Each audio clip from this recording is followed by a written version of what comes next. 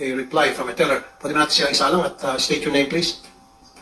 Tungkol doon sa tinatawag na cancellation. So being a teller, so meron kang alam. Good afternoon po. Ako po si Zinaida Salvador, 23 years Lotto teller. Okay, saan po kayo Lotto teller, ma'am? Makati po. Sa Makati. Okay. Nagsalita kanina si Mr. Robles tungkol Sir, sa cancellation? yung mga previous years, meron pong nangyaring ganyan kasi mismo ako yung nakakita nun. Yung isang checker sa accounting, nakita nga na meron parang gano'n na nag-fake, nagka-cancel, pero yung naka-insert na ticket sa ilalim is not good ticket. Ngayon, ang problema po namin, hindi naman po lahat. Ilan ang mga Lotto outlets? Kumbaga, dapat hindi nila lahat. So, yun, admit na meron talagang ganun. Meron na nangyari noon. Matagal na yun eh. Mga nasa pa yan kami. Quezon City. How long was it, ma'am? Ilang taon na nakaraan? 2005, 2007. I think ganun. So, after 2005, wala na kayo alam na nangyari? Wala na akong narinig. Ano Pero yung sabi nila, meron daw din pang nangyayari. May nagre-reklamo pa. Ngayon, ang ano ko lang po, hindi naman po lahat ng tellers ganun. Kumbaga, marami po kami. Kung lalahatin, katulad niyan, meron, ako naranasan ko yan eh. 240. Ang sahod ko 400, minus 240. Diba? Ano na mangyayari? Bali, ang machine po ngayon, napaka-sensitive. Tapos meron pong mga, minsan may mga errors po na hindi namin kaya. Hindi namin kaya eh. Kumbaga wala kaming... control. Wala kaming control doon. Katulad doon sa mga printer error, sa mga thermals, yung mga scanner error. Ewan ko kung alam na nila yun, yung loob ng glass cleaner, pag yun nalagyan ng alikabok. Pag once nagpasok pa ng card, pag akyat ng alikabok, babasahin nyo kung saan siya tumapat. Ganon minsan ang nangyayari dun sa mga ticket na binabasa ng ibang amount. Okay. And because of that, ay nagkakaroon ng cancellation. Opo. Kayo ay, yung sasabihin kanina ni Ms. Javier, inikwitan hanggang sa ma-terminate. Kayo sa kontrata. Nung nagtanong naman po ako nung nakaraan sa accounts, tinanong ko po yan, ang sagot sa akin ay, yung one day po na, ay yung kumbaga pag lagi na lang daw nagka-cancel, yung sa cancellation naman po, medyo hindi naman sila, kumbaga, kami yung magsasuffer.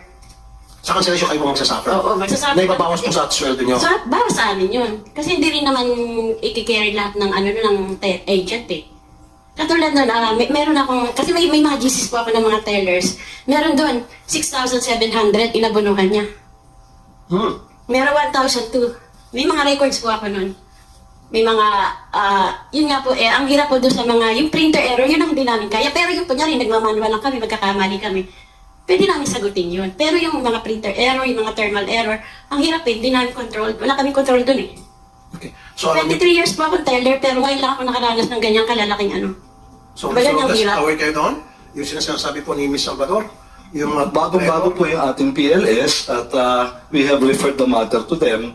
At yung pong mga sinasite namin po ay nakadokumento po which prompted us. Yung pong sinasabi nyo ay we will have to look into yung isolated cases na yun. Pero ang nakita namin talaga, without even checking yung maliliit po, yung wholesale cancellation po. Yung po ang meron po namin nakita. We got the top 10. Tapos nangyayari lang po yung cancellation sa 2D and 3D lang po. No Well, it's a real world. Pero yung pong tinignan namin, ang majority po lang, nakita nyo 6 digits hindi nagkakamali. Meron po yun yung tinignan namin, bakit ka nagkakamali sa 2D and 3D? Sa 6D hindi ka nagkakamali. Wala ho, 0 ang 2D, 3D. Kasi malaki ho ang premyo ng 6D. Hindi ho kayang labanan yun. Yun ho ang naging explanation over the years. So yun ho talaga ang naging reason namin. Yung mga, kita nyo, 14,000 yung cancellation, 9,000 yung pumasok. Paano naman ho yun? So yun ho, indicative na yun na yung ng 4D tsaka 6D hindi nagkakamali. Bakit doon namumukod tangi lang ho doon sa 2D and 3D? Ms. Javier? GM, may we suggest po na yung mga grabe po yung cancellation, di dapat po yun sila ang tineterminate at saka po, sila na lang po yung binablock, pero wag naman po yung lahat. Kasi yung mga iba naman po talaga, kami ho, takot na takot kami ngayon mag-cancel po. Ihilingin na lang po namin sana na kung may kasalanan po yung isang agent, dapat po ipatawag siya kasi nagsasuffer po yung karamihan dahil po dun sa kanilang kasalanan. Tama, I agree with that, Mr. Robles. So, yung sabi nyo kanina, identified yun din daw yung sabi mo yung lugar at mga lotto agents na palaging nagkakaroon ng cancellation. Then, yun dapat ang patatawag nyo, yun dapat ang i-terminate nyo yung kanilang kontrata. Bakit yung 2,000 nadamay? Ito po, sample yan. Ma'am. Sample. May sample. Ano po yung sample ni ma'am?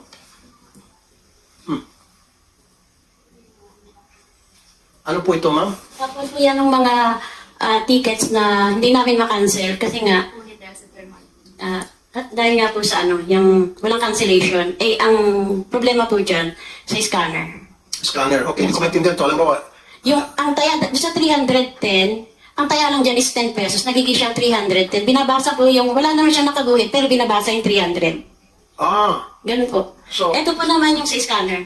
so scanner ang may Ito. problema. So, kunya ang taya mo is, magkano ulit ang taya? Ang taya ay 10 pesos lang. 10 pesos. Dalawang 10 yan, yung isa naging 300. Okay, dalawang 10. Opo. Ay, 210 yung isa. Opo. Ay, bali, po, parang may binasa siyang isang 300, isang 200. Ito naman po yung sa printer error. Ay, sa thermal error. Printer error din, kasama na sa thermal. Okay. Na ayaw tanggapin ng customer kasi punit. Pero good ticket naman sana siya. Kaso lang punit, hindi tinatanggap ng customer. Bakit na po napunit? Sa thermal po. Sa thermal? May mga thermal po Okay kasi. na, siguro ako mananaya. Pag nakita ko punit, huwag ko tanggapin yan. Baka mamaya, pag nanalo yung ticket ko, mababahin-balid. So, again, maging cancellation Sabi yan. namin yan. Sagot na namin. Kumbaga, babayaran Kakainin nyo na yun. Oh. Laban na lang. Yan ang mga legit na cancellation. So, maraming dahilan. Yung sinasabi niyo po, naintindihan ko kayo, Mr. Robles, may mga gustong lumakit, gustong labanan, nagigirila kung tawagin, against PCSO. Okay, legit yun. Dapat yun ang mga parusahan. Huwag yung mga talagang honest to goodness na pagkakamali. Na At hindi saka- nila beyond their control. Tulad nun, yung... Tsaka po yung, kumbaga bigla kasing nagkaroon ng cancellation, wala man lang leeway na pwede kami tumawag. Kunyari, may cancel kaming malaki. Pwede sana namin itawag sa hotline. Kahit pagtawag sa hotline, wala. makorek. Wala. Okay. Ayun, binigyan sana sila ng leeway o pagkakataon na para maayos yung problema tungkol sa cancellation. Kasi ang nangyari, kapag wala ng lunas, right there and then, sila ang umabono. Tama ma? Kami po. Kayo umabono. Tulad nito, ang may problema yung printer, may pagbasa ng printer. O, cancellation yun. Sila nag-aabono. Siyempre, sabihin ng mananaya, hindi naman yan tinaya ko, bakit nyo ako bigyan ng ganong ticket na mali? Of course. Cancel na yun. Kasi sabihin ng tao, hindi ko na ituloy yung laro ko. Abono sila. So, yan dapat ang i-correct ninyo, hindi yung i-correct by way of terminating their contracts. Ay, hindi po termination yun po. Ang ginawa namin, ni-stop po muna namin yung reimbursements, cancellation process namin. Kasi na yun with a large volume po, kung 500 to 600,000 a day po, very telling po yun kasi po ulit. Pero you're right, we will, in fact, yung mga legitimate concerns like oversensitivity, we forwarded it already. I know. Yung sinasabi kanina na masyado kayo nag-ihigpit until such time na ginawa niyong rason, yung paghihigpit, na hanggang sa ma-terminate sila. Di ba? Miss Pauline, sinasabi niyo. Mr. Chair, hindi po. We cannot coexist without the traditional dahil marami pa rin po talagang nasa traditional. In fact, iba po ang market ng traditional. Iba rin po yung I nag-online. understand. Kaya nga po, sir, if I may, there is always a different market for the online kahit po sa ibang bansa. The traditional, the over-the-counter po is always there. Kasi po ang nature po ng mananayatin is very superstitious po yan. Suki-suki po yan. So we understand that, but we will seriously look at the problems po ng mga legitimate cancellation. Yan po, I will promise you po, after this we will have to sit down on that. Maybe we put a cap on saan ang pwedeng... And then if you were to ask me, Mr. Chair, yung mga cancellation na beyond their control na may problema at PCSO, dapat ma-refund, ma-reimburse yung mga nag-abono. Ibalik yung mga pera nila. Kasi karamihan sa mga teller ay nag-abono. Kasi hindi naman nila kasalanan eh. Bakit hindi? Mr. Chairman, sino ang provider ng system sa Lotto outlets? Ito sa joint venture po. Ano pong pangalan? It's a Pinoy Lotto So yung joint venture. yung physical Lotto outlets, yung sinasabi nila na may printer, magbibigay ng thermal paper, ang provider niyan is Pinoy Lotto. So dapat ila-assess din ninyo siya anong performance ng kanyang system kung punit ang thermal paper, yung dust ay nag-accumulate, nasisira yung pagbasa ng mga QR code o whatever, mga 10 pesos, 300 pesos ang lumalabas, software problem yun. Is that your responsibility as PCSO or as a provider's responsibility? Well, yung papers po, if that is defective, then we are to blame. Pero again, kung hindi naman po yun ang reason, we have to look into it if it's really the paper. Kasi sabi ko nga sa inyo, hindi naman po across the board yung nakita namin eh. Very specific Hindi, areas po eh. alam ko yung meaning nyo, Mr. Robles, nang nakita ninyo. Siguro you looked at your computerized systems, yung online ninyo. Pero ito yung reklamo hindi nyo makikita eh. Yung punit yung papel, mali ang pagka-print. Una sa lahat, di na nila rin-report eh. Hindi nyo nakita yan sa main office ninyo. Imposible na. Pero now, nalaman nila na, alam na ninyo na marami palang nagtitiis na lang, ina-absorb na lang yung loss kasi there is no effective reportorial system. You must put one in place. Require it from that provider. Pinoy Lotto? Pinoy Lotto? Dapat galingan ni Pinoy Lotto. Tapos dapat may feature naman ng immediate cancellation. That should be a feature. The immediate one, yung pagka-place ng bet, either hindi nagbayad yung tumaya o whatever, dapat may feature na cancellation of the bet. Software. May reason. Binigyan na reason. Oh, bigyan ng reason. Lagyan ng menu of the reasons. Yes. I mean, hindi pa software na, Yes. hindi pa software. Ano sa kayo, hindi na mag-abono yung mga teller. Pacific Online Systems Corp, you know how to write code, di ba? I mean, kanda Yung Pinoy yung... Hindi, pero hindi, kasi online betting din sila eh. That's code. Madali lang yan sa code, right? Yes, Mr. Chairman. Pwede po siyang Yeah, you can give a grace period of 2 minutes. Meron siyang 5 minutes na. 5 minutes, grace period. Dati po sa traditional system. Yeah, di ba? I mean, tinatanong lang kita, not as the ano, but parang as someone in the business, di ba? Parang kayang gawin yan, right? It should not be insurmountable, di ba? Yes po, So, 100%. ganun lang siguro, Mr. Chairman, to the PCSO family, itrato yung pamilya din ninyo itong mga outlets natin. Ngayon lang ba sila nagkaroon ng tayo makasalita na narinig ninyo? Wala ba tayong regular wala bang wala na intervention ng Senado, wala bang regular kayo, stakeholders forum or summit, whatever? Acknowledge AGM. This Gaboy, siya po ang head ng aming branch operations. He's been here for the longest time. Go ahead and state your name. Sir, I'm Remelisa Gabuyo, the AGM for Branch Operations Sector, handling all the Lotto agents po. Sir, kami po in partners po sa kanila. Lahat po ng concern nila, last December po, lahat po ng branch managers sa atin, nag-meeting po sa kanila para to address po lahat ng mga concerns nila. Please understand that we are transitioning into a PLS.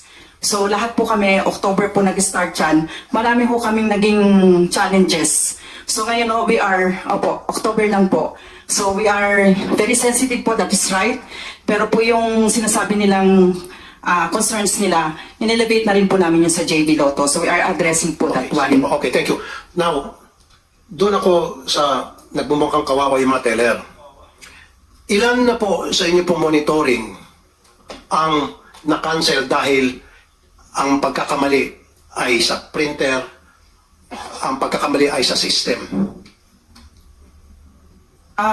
Reported lang po nila ngayon sa amin yun eh. Siguro po may mga na-receive na po kaming about mga 25 lang po na sumusulat sa amin for their concerns na ganun po. Pero, isn't it right? Tama si Senator Coco Pimentel. Na-evaluate niyo po yung provider niyo, yung Pinoy, anong pangalan nun? Yes sir. Sir, we Kung already... kinakailangan si Bakinyo at magpaano kayo muna, magpa-bid kayo ng bagong provider. Sir, we already wrote them po regarding these concerns And po. what was their answer? The letter you said that.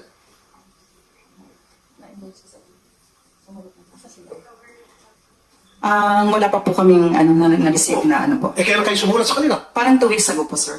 2 weeks ago lang. Eh, matagal itong problema to. Ang cancellation nag-start ng... November po nag-start yung cancellations. November 30 po. Okay. Ma'am, regardless kung magkano amount, basta yung na-cancel yung ticket dahil sa computer system, kasalanan po ng Pinoy, pangalan niya ulit? Pinoy Lotto po. JV Pinoy Lotto. Pinoy Lotto at kasalanan po ng PCSO, gusto ko po ma-refund. Basta't valid, pag may mga kopya sila ng mga ticket, pinakita sa inyo, i-refund. Wala na pong tseche-boreche. Gusto ko po ma-refund. Magkano ang sweldo ng mga teller? Below minimum, kung minsan wala pa sa minimum. Pagkatapos, dudugasan pa. I-refund. Nga pa pa. $400 na rin, tapos mag-abono siya, 500. Di ba? Refund po. Hindi ako papayag. Lahat ng mga teller na nag-abono dahil sa kasalanan ng Pinoy Lotto, magpakita kayo ng ebidensya at kailangan i-refund. It doesn't matter kung yung Pinoy Lotto mag-refund o yung PCSO. Sige po, we will take that in consideration. Lalo na po, valid talaga. Kaya nga po, sinulatan namin, we have to check kung totoo yung oversensitive kasi maaari nga naman po talaga. Sir, So, we will just allow us po to do the processing lang po kasi maa-abuse din po. Ganyan po yung nangyari nung nakaraan po. I understand, of course, sir.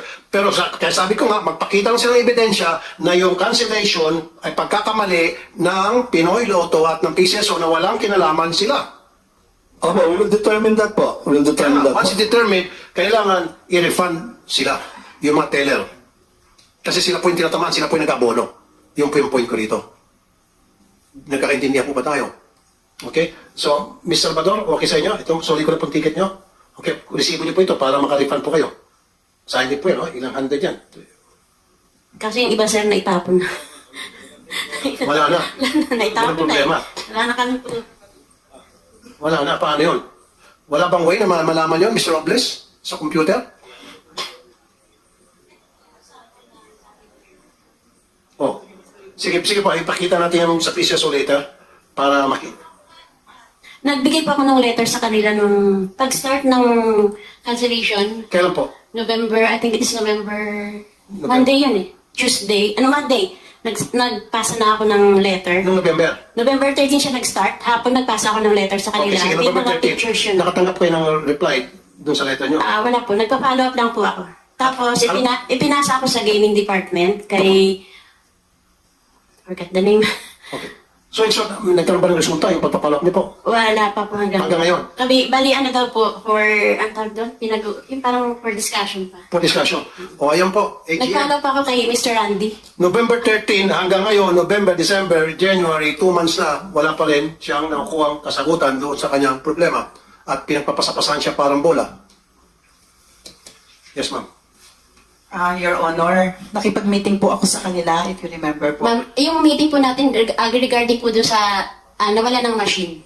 Hindi po, marami po yun. Kasama po yung ano. Kasama din po. Meron po tayong minutes niyan, ma'am. Yes, ma'am. Continuous po na nakikipag-usap po kami sa inyo. Bali, Lagi ma'am. po yan. Our office is always open po sa inyo. Lagi po yan. Meron po tayong mga minutes of the meeting po yan. Bali, ang meeting po natin noong December 21. Opo. Regarding po doon sa mga nawala ng machine. Tapos, sinama ko na rin yung sa cancellation at saka yung mga Yes po, lotto pati sa hours. thermal rolls. Opo. Pero no more, hindi na ulit ako nag-ano ng letter sa inyo. Opo. Yun lang po. Pero once in a while, nagpupunta ako sa PCSO para ma-clear ko lahat yung mga rumors na lumalabas sa mga Yes FB po. page. Yes po. Unless kung mayroong mga katanungan pa Senator Coco Pimentel sa susunod na hearing natin, for now I'll suspend this, iimbitahan ko po yung mga taga-Office of the Ombudsman para kunin natin opinion tungkol dito sa mga violation, clear violations, as a matter of fact, na ginawa ng PCSO, kung meron pang mga kasuhan dito sa graft and corrupt practices. So, mas maganda magsalita yung Office of the Ombudsman. Yes, Senator Coco. Okay, kanina Mr. Chairman, na-establish natin na sabi ng PCSO may kapangyarihan sila to use a certain fund to augment the price, the jackpot. Do you also have the power to access a certain fund to reimburse these tellers na naapektuhan ng ating these well-documented cases of loss not due to their fault or negligence but due to the system, fault in the system. Can you do it? Di abot na 1.7 billion yan, na tulad ng inaugment ninyo sa prize funds. Are you asking the chairman? Or I'm asking them if they believe that they have the power to set aside funding to compensate our tellers. Sir, Senator Coco, kasi nasa bagay mo chairman, kasi kung binigay mo si chairman, pasagutin natin. Kung hindi, are you addressing that question to Pwede si AGM? chairman, pwede si GM. GM? Those are familiar with their losses. Kasi naka-aside si GM na legal basis to augment the price fund. The Okay, jackpot. sige, Senator Chairman. Chairman, would you like to answer the question? Yes. Well, Minority Leader? I would like to suggest that since these are operational concerns, actually, not really policy issue yet. It's a matter of finding funds where we can help the lotto agents who suffered certain damages. These are concerns that should be addressed by the finance people, accounting, budget, and maybe in consultation with COA. Then when the consultation is done and it needs board action, then we will act on it. Pero siguro naman offhand, if you can, you have the guts to augment your jackpots by 1.7 billion, you can set aside fund to compensate the real damaged tellers and lotto operators. Of course, ang understanding natin kanina is aware kayo that some are gaming the system, trying to game the system. Hindi kasama sa usapan yung mga yon. Okay? Ito yung mga kasama sa usapan natin, yung sila Miss Salvador na kitang-kita niya naman from experience yun, real life experience yun eh. Okay? Yun ang, basta look for that fund that i-announce nyo na there is that fund so that you can help them. Kaya nyo nga yung 1.7 billion na laki daw na to augment the jackpot prices. Kaya din niyo po ito. I'm sure. Yes, Mr. Chairman, I fully agree with this statement, and we will exert effort to find the funds. Thank you. Senator Coco, Senate Minority Leader Coco Pimentel, as I promised earlier, para mapagbigyan natin yung maraming mga katanungan mula sa mga maraming mananaya, I would call for an executive session, Senator Coco, tungkol dun sa nanalo para gusto ko malaman yung identity noon natin sa Senado in an executive session nang sa gayon, masatisfy natin yung mga mananaya. Kasi ang sinasabi, ito'y kumakalat na haka-haka na, tropa raw ni GM ang nanalo. Yun lang. Can we do it now? Yeah. So, secure natin yung lugar at maraming maalis dito muna. Okay, so session is suspended for the meantime.